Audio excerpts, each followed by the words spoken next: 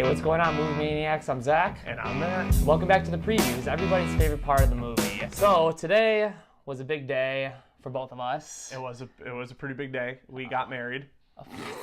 Well, no, I mean our first movie on our most anticipated list came out. Yes, that is true. And as you can probably see from the title of this video, it was of course Glass. Directed by M. Night Shyamalan, starring Bruce Willis, Samuel L., of course, and James McAvoy. Sarah Paulson as well. Yeah. I will start first by saying, very disappointed. Whoa. See, me, I can sum it up in one word. I would actually go lower than meh. Wow. Yeah, lower than meh.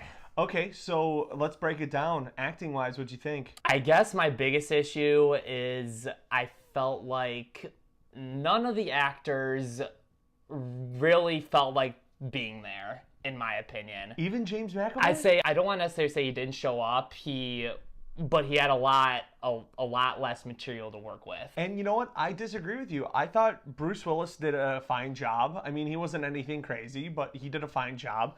I thought Samuel L. Jackson, I felt the way they introduced his character so late in the movie, I think that was my biggest gripe with his character.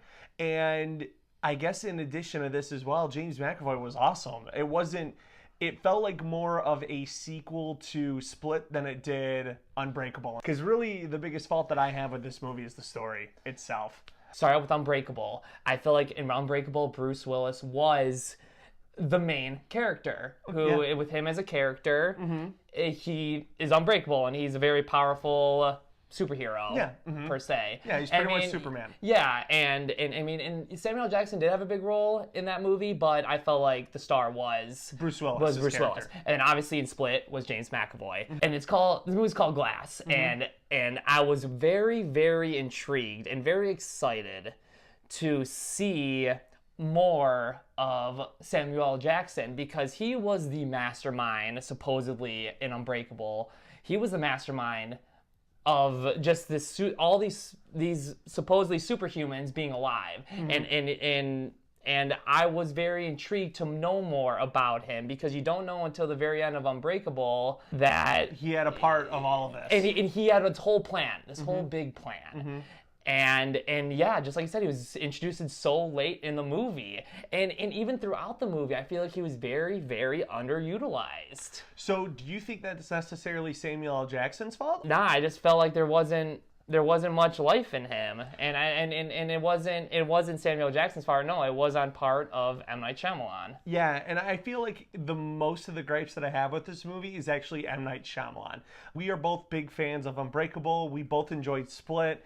And now I'm starting to think, especially after I walked out of that movie, because I thought it was meh, I really honestly think that he just meant Unbreakable to just be one movie. It being worked into Split, I think that was just something that was cool, but he did not expect it to blow up as much, and I feel like it shows in this film because he did not know where the story really was going to go. The first and second act are great.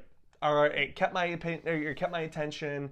Everything was great, but the third act, the whole movie keeps teasing you about something that's going to happen, and it just does not happen. Nothing. And I think that is a slap to the face in the fans. It's more of a realistic, real-world superhero movie, not like the Marvel and DC ones that we have, And that's why Unbreakable was so interesting, because it was, I can believe this is real.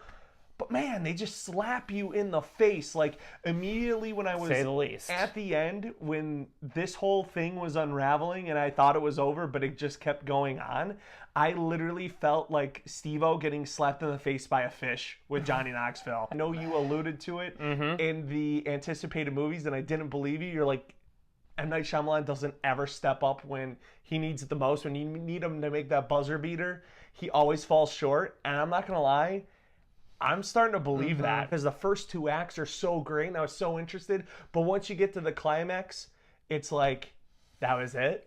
I mean, I would beg to differ. I wasn't really interested too much, like, throughout the entire... I mean, I wouldn't go as far as say at all. I mean, obviously, because I loved the first two movies so much. It was just...